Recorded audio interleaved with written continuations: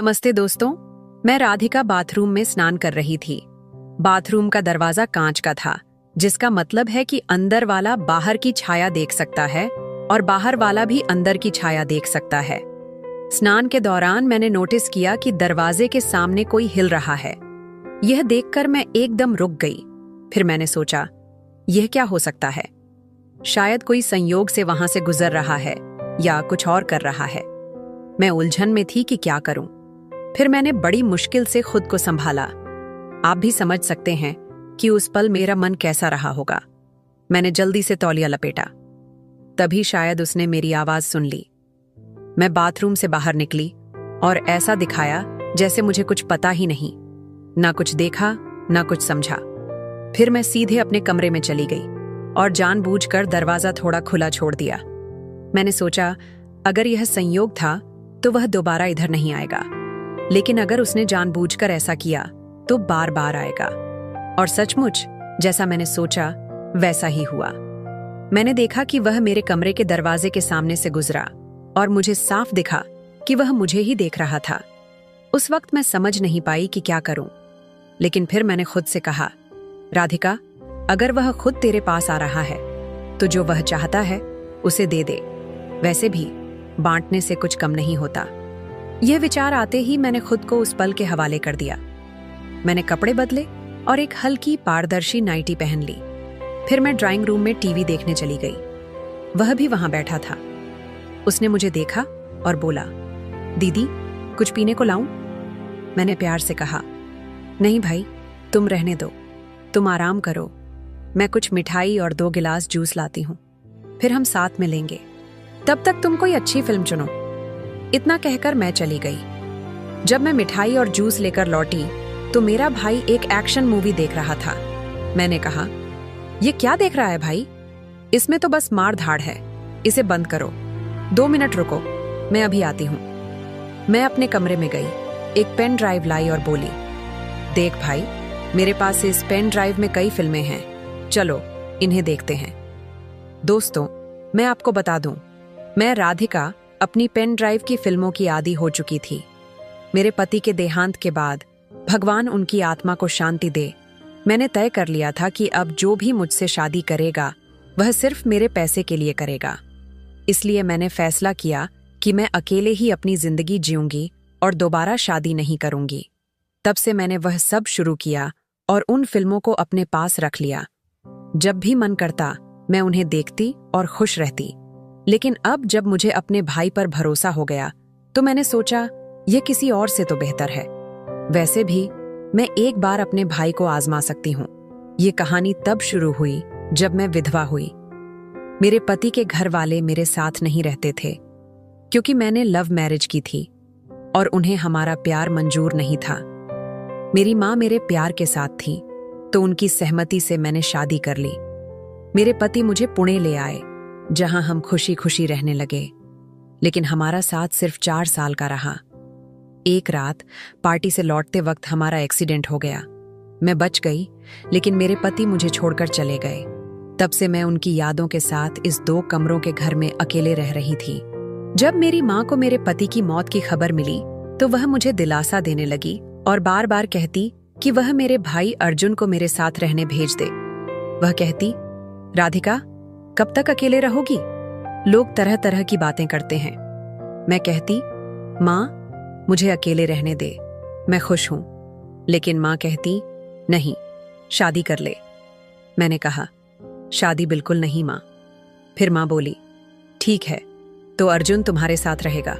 मैंने कहा, ठीक है, भाई को भेज दो, लेकिन शादी के लिए दोबारा दबाव मत डालना। इसके बाद अर्जुन मेरे साथ रहने आ गया। मैंने अर्जुन के लिए एक अलग कमरा तैयार किया, जिसमें एक कंप्यूटर रखा ताकि वह पढ़ाई कर सके। मैंने उससे कहा, अर्जुन, तुम यहां रहो, लेकिन जो कुछ भी देखोगे या सुनोगे उसका जिक्र कभी मत करना। उसने पूछा, दीदी, आपका क्या मतलब? मैंने कहा, बस वही जो मैंने कहा, तुम पढ़ाई करो और बाकी चीजों से मतलब मत रखो। वह मेरी बात नहीं समझा, लेकिन मैंने सोचा कि अब मुझे सावधान रहना होगा। फिर भी कुछ चीजें छुप नहीं पाईं और धीरे धीरे उसे मेरे बारे में पता चलने लगा। अब वापस मौजूदा समय में आते हैं। जब मैंने जूस और मिठाई रखी और पेन ड्राइव की फिल्म शुरू की तो अर्जुन बेचैन हो गया। मैंने जानबूझकर ऐसा किया था। मैंने पूछा, क्या हुआ भाई, इतना परेशान क्यों हो? उसने कहा, हाँ दीदी, मैं परेशान हूं।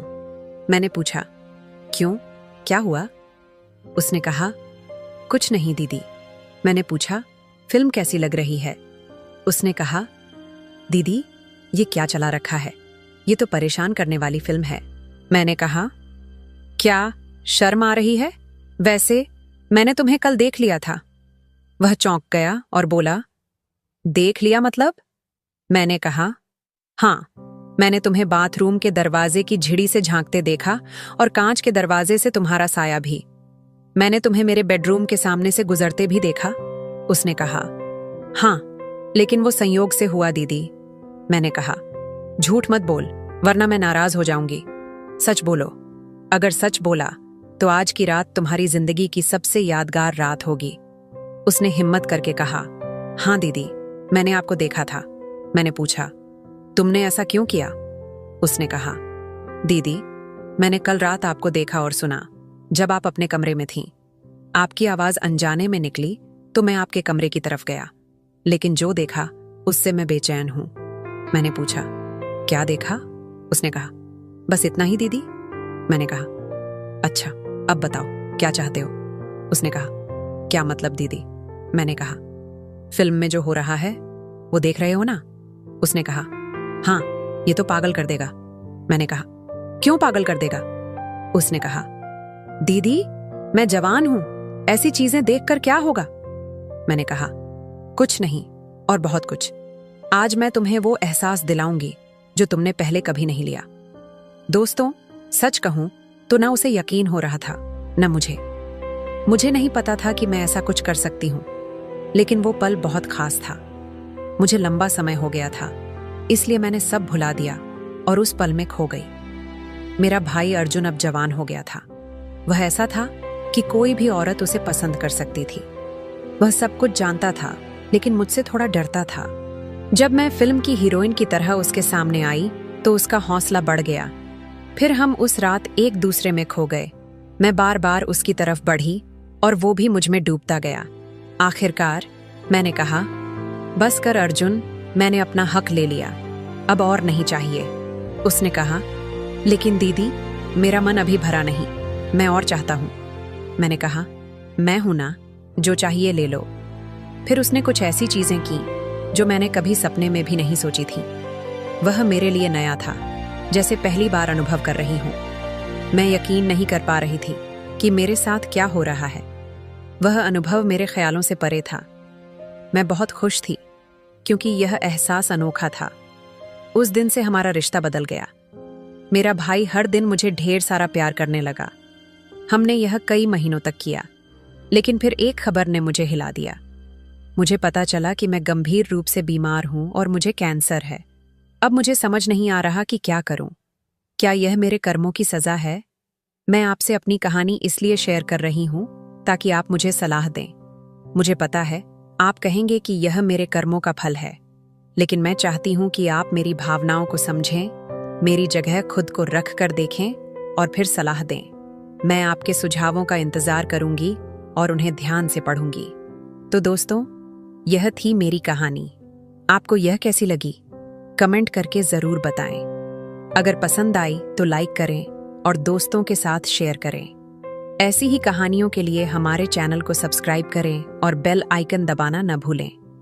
धन्यवाद।